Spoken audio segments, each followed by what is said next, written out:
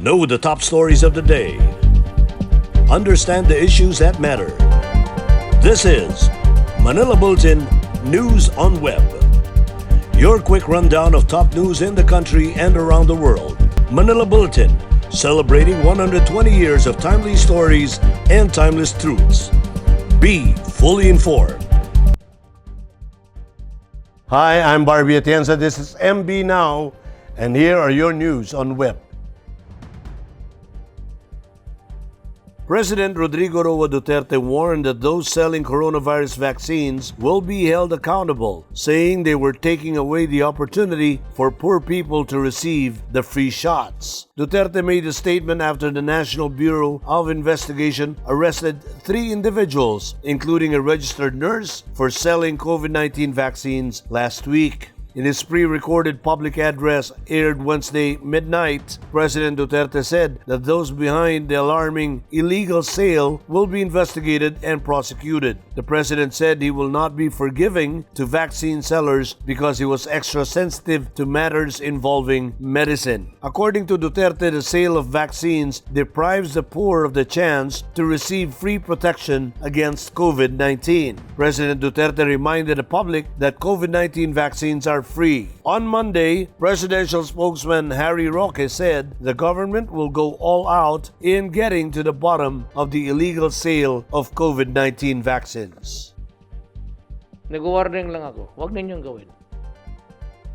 Kaya ng droga, huminto kayo. Sinabi na sa inyo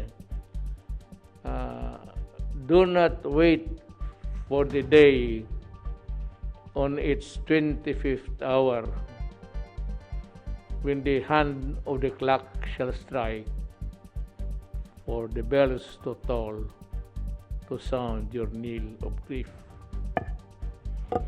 Usually, ang araw is 24. Do not wait for the 25th hour on that day, because it may be yours. Vaccine czar Carlito Galvez Jr. again issued an apology late Tuesday night, July 6, over the delay in the delivery of COVID-19 vaccines, which has affected the speed of the national government's immunization program. Galvez, who is also the chief implementer of the National Task Force Against COVID-19, said the delays could be attributed to the lean weeks, which usually happen in the first or last week of the month, when the foreign vaccine manufacturers usually do not send shipments of the jabs. Galvez said vaccine manufacturers often prepare the supplies in the first week of the month prior to the scheduled deliveries, while an inventory and redeployment of vaccines is usually done on the last week, making the deliveries on these periods almost impossible to achieve. This month, a total of 16,205,240 doses of COVID-19 vaccines are expected to be delivered to the country. In August, a total of 14.17 million doses of vaccines will be shipped to the country. These vaccines include Sinovac, Pfizer, AstraZeneca, Moderna, and a yet-to-be-disclosed supply from the COVAX facility. The Beta variant is almost common variant among the coronavirus disease positive samples that were subjected to genome sequencing, according to the Department of Health. The Beta variant, also known as the B1351, was first found in South Africa in May last year. This was followed by the Alpha variant, or the B117, representing 18.53% of all sequenced samples nationwide. This variant first emerged in the United Kingdom September 2020. Based on a recent biosurveillance report of Philippine Genome Center, it has detected a total of 1,386 cases of Beta variant, 1,217 cases of Alpha, 19 cases of Delta, and 2 cases of Gamma. These variants were all considered by the World Health Organization as variants of concern, which means they are associated with increased transmissibility and can cause severe illness. Meanwhile, there were 166 cases of Theta variant, which is still considered as a variant of interest. When asked by President Duterte if these variants can cause another wave of infection, Duque said that there is a possibility. Duque also emphasized the strict implementation of border controls as well as other measures to minimize the threat of these variants. Taal volcano, a series of weak phreatomagmatic eruptions that occurred at 8:47 a.m., 9:15 a.m., 9:26 a.m., and 11:56 a.m. on Wednesday, July 7, according to the Philippine Institute of Volcanology and Seismology. Phreatomagmatic eruption is caused by magma coming into contact with groundwater. Taal volcano also spewed a grayish plume that rose 300 meters above the main crater at around 5:18 a.m. Philvox said the Taal volcano remains under alert level 3 due to continuous magmatic unrest. The public is prohibited from entering the entire Taal volcano island, which is a permanent danger zone. Philvox also advised those in the high-risk barangays of Agoncillo and Laurel in Batangas to evacuate due to hazards of pyroclastic density currents and volcanic tsunami in case strong eruptions occur. Communities around the Taal Lake shores were also advised to remain vigilant and take precautionary measures against possible airborne ash and fog. Philvox asked residents around Taal Lake to calmly prepare for possible evacuation should Taal volcano's unrest intensify. Now for the roundup of news in and around Metro Manila, let's watch these reports.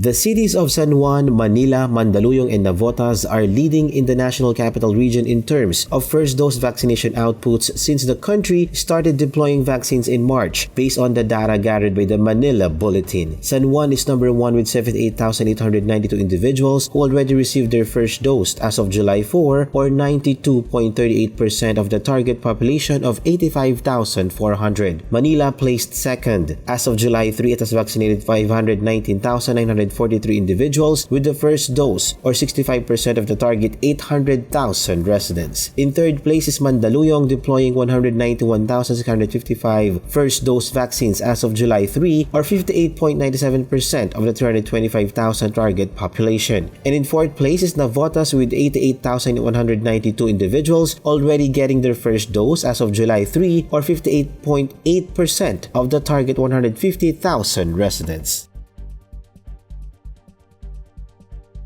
Nearly 7,000 fully vaccinated senior citizens in Makati have claimed their 1,000 gift certificates from the city government. This was announced by Makati City Mayor Abigail Abby Binay on Twitter Tuesday night, July 6. The local government of Makati said fully vaccinated senior citizens must bring their vaccination cards and their white card or blue card. Should a senior citizen cannot claim his/her GCs, he or she may send a representative bringing his or her original identification card, its photocopy, and authorization letter.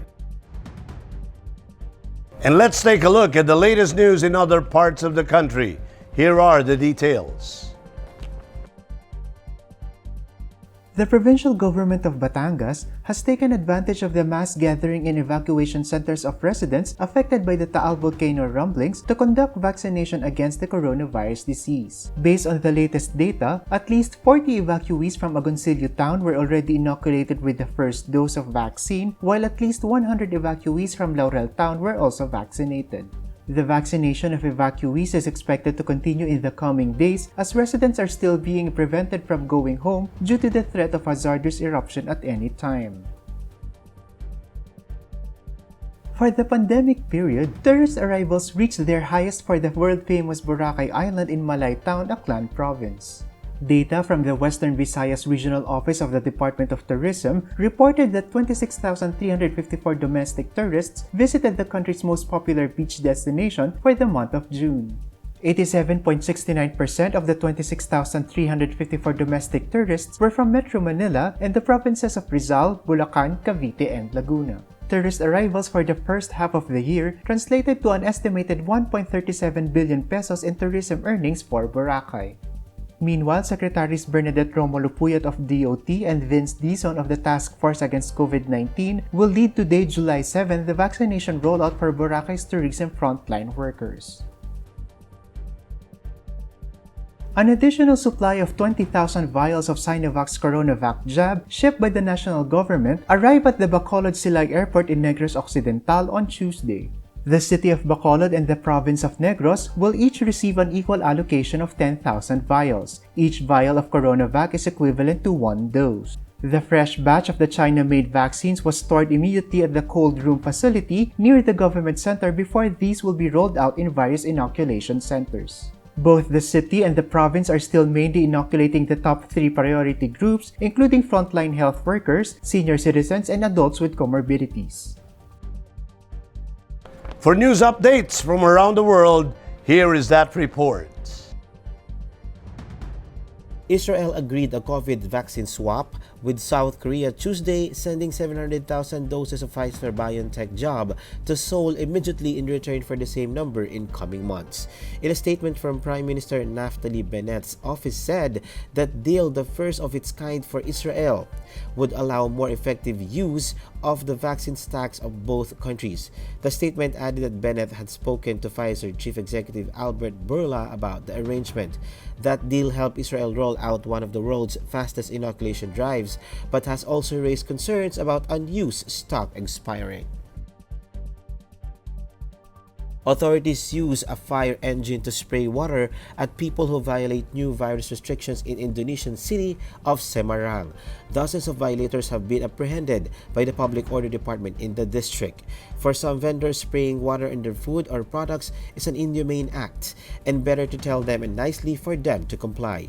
Indonesia has seen an unprecedented wave of infections driven by the highly contagious Delta variant, according to government officials.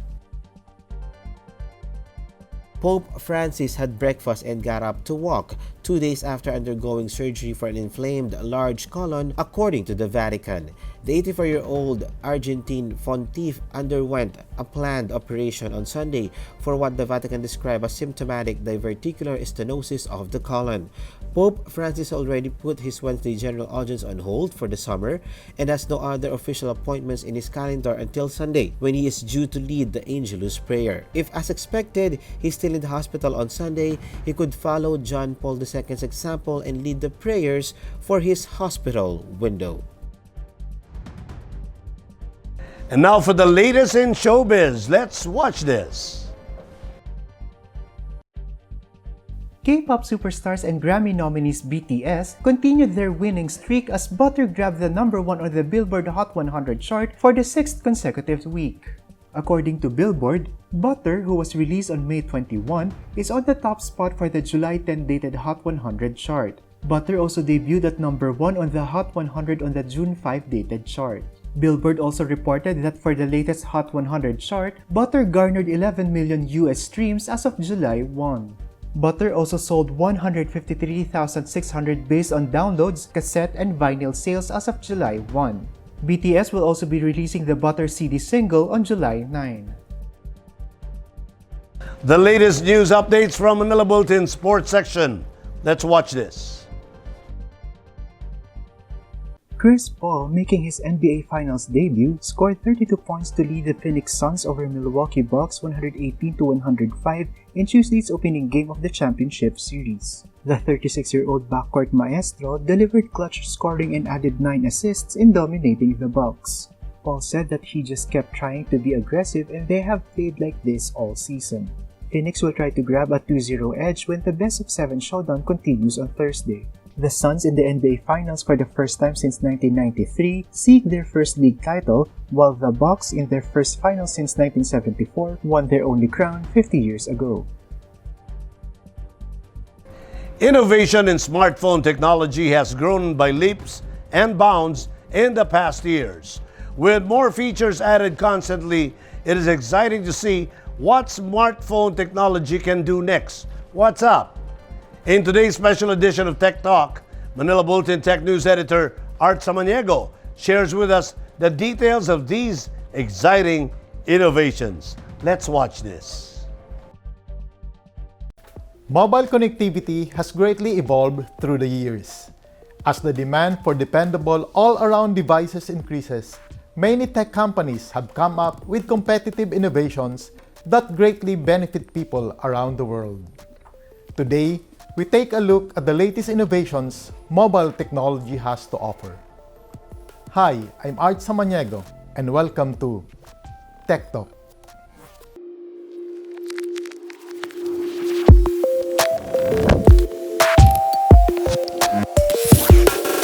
Tech brands are rapidly adapting to different kinds of innovations to address the ever-changing needs of consumers. Global tech brands such as Oppo are one of those that are at the forefront of creating innovative devices that are accessible and affordable in this new digital era. One such innovation is the introduction of humanistic technology that is all about being people-centric. This, as Oppo marries the beauty and functionality of its smartphones, including the operating system, the Color OS that the company introduced in 2013. Its latest version, the Color OS 11, fittingly carries the tagline, "Make Life Flow."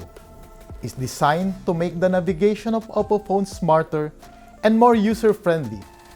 This includes increased security of the user's privacy. With features that also focus on productivity, gaming, and AI, the latest version of the Color OS offers smooth performance for daily use, especially while multitasking. Apart from the impressive under-the-hood specs, Oppo also improved its smartphone's display. The Oppo Find X3 Pro, for example, features an impressive display quality.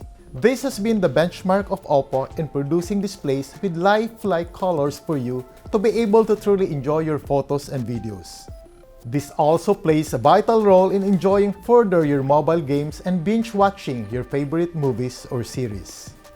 Now, with the Philippines being tagged as the social media capital of the world, a lot of Filipinos consume social media content every second of the day. With such a distinct lifestyle, for sure many Filipinos have certain criteria in choosing their smartphone, which is why we ask people on the street what are the things they are looking for when buying a smartphone. Siguro it would be great to have a smartphone with seamless connection that will also match one's lifestyle, that it can be connected to your wireless earphones, to a smartwatch, or even a vehicle, so user can stay safe and updated while on the go. Okay, so pag bumibili ako ng smartphone, tinitingnan ko muna yung price. Then if ever okay naman yung price, tinitingnan ko din kung maganda yung pag nag-selfie ako. Dahil everyday, nag-selfie ako because sa mga memories and also pinipicturean ko din yung surroundings. Ang tinitingnan ko talaga is yung battery. Usually kasi mas matagal ako nasa labas ng bahay. So kailangan ko yung lasting yung battery niya. And then syempre gusto ko rin yung quick charge siya, mabilis siya mag-charge. Kasi may times na sandali lang tayo mag-charge, kailangan ma-full charge agad siya. With innovations from tech brands like Oppo, gone are the days when people had to wait for a minimum of 2 hours to have their devices fully charged, then falling short in lasting a full day of usage. In 2014, Oppo pioneered its VOOC flash charging technology that stays true to its purpose for people to make the most out of their days. The 125 watts flash charging technology can charge a 4000 mAh battery up to 41% in 5 minutes and fully charge it in 20 minutes. The 65 watts AirVOOC wireless flash charge can fully recharge the same battery capacity in just 30 minutes. Meanwhile, the Super VOOC in the Oppo Reno 5 5G could give you 60% of battery life in just 15 minutes and a full battery charge in about 35 minutes. This simple yet convenient feature keeps your phone juiced up quickly to keep up with your on-the-go lifestyle. Apart from making calls and sending messages, smartphones are now also synonymous with digital cameras. Each year, we see smartphone cameras get upgrades and become more powerful in image processing. Oppo's Reno and A-series redefine content creation and put mobile photography and videography to another level. The Oppo Reno and Oppo A series carry professional-like cameras, eliminating the need for bulky digital SLRs just to capture unforgettable moments of life in high-quality videos and images. Just like the Oppo Reno 5 5G, the Oppo A series deliver vibrant imaging because of its 4 rear cameras that work together to produce professional-like images and videos. With this camera technology, you can even make your own short film by just using a smartphone. The Oppo A series, particularly the Oppo A54, Oppo A74, and Oppo A94, are also a testament to how Oppo brings value-for-money devices with a multi-camera setup and features perfect for all-day entertainment and gaming. Remember the popular hashtag selfie expert? This was the catchy tagline Oppo used for the launch of the Oppo F1s to usher in its expertise in front-facing cameras. Looking at how advanced cameras on Oppo smartphones are today, it's clear that Oppo knows the meaning of the word expert. It also utilizes artificial intelligence in its cameras that made things even better with intelligent and automatic adjustment brought by Oppo's advanced AI algorithm. For example, if you're out and about exploring nature and you want to capture the beauty of the blue sky, an Oppo smartphone with AI cameras automatically applies camera settings to make the colors pop even more, resulting in the perfect Instagrammable shot. Speaking of AI, smartphones aren't the only devices that Oppo is taking advantage of to use this technology. Oppo is also bringing AI and IoT closer to the homes and lives of its users. The Internet of Things, or IoT, connects us with different technologies and exchanges data within that specific ecosystem. An example of this is Bluetooth earphones that are connected to your phones and streaming music while being connected as well to your smartwatch. These devices are connected with each other where they share data and commands to make the lives of the users more convenient. You can skip to the next song using your smartwatch while you listen to the song using your earphones. You can also access the weather from your smartwatch while it is syncing the info from your smartphone. With these innovations, we can expect technology to get better and our lives easier and safer. In fact, at the height of the pandemic last year, Oppo introduced its COVID-19 computer-aided detection research platform, which helps detect coronavirus cases with an accuracy level of 99.67%. And that is Tech Talk for this week. Join us again next week for more tech updates. This is Art Samaniego and this is Tech Talk. Be fully informed.